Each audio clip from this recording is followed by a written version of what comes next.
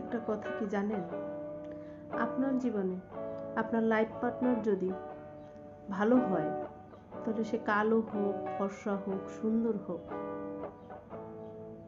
তাতে কিছু আসে যায় না। তাহলে দেখবেন ওই মেয়ের চেহারায় একটা সৌন্দর্য ফুটে উঠবে, গ্লো দিবে। যদি তার লাইফ পার্টনার সুন্দর ভালো মনের হয়, আর আপনার লাইফ পার্টনার ভালো মনের কিন্তু তার মন ভালো না, সে আপনাকে সুখে রাখতে পারবে না।